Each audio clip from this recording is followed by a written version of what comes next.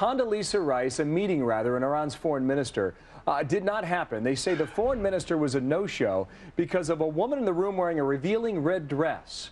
For more on that dinner, diplomats and the red dress, James Rosen is live with us now in Egypt. James. Well, Bill, just to clarify, I'm not wearing a red dress.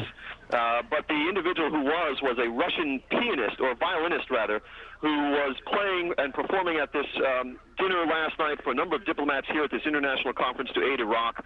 Apparently, U.S. officials tell us the Iranians discovered that they were going to be seated directly across from Secretary of State Rice. They apparently didn't like that idea. So the Iranian foreign minister told his host that he took exception to the revealing red dress worn by the Russian performer and stormed out of the room.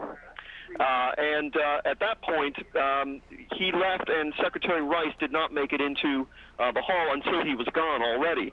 The State Department spokesman, Sean McCormick, tells us, and this is a quote, "I don't know which woman he was afraid of, the woman in the red dress or the Secretary of State." Meanwhile, we have a bit of more substantive news to convey, which is that today, U.S. officials met very briefly with Iranian officials on the sidelines of this conference.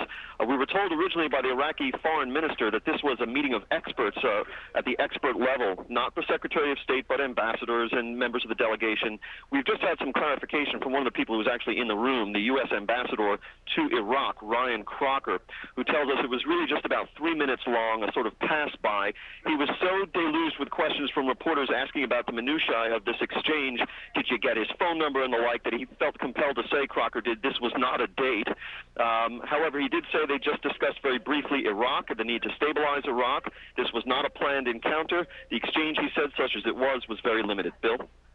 James Rosen, thank you. By telephone, Sharm el-Sheikh, Egypt, about to board a plane and head back to the U.S. Thank you, James. Thank you.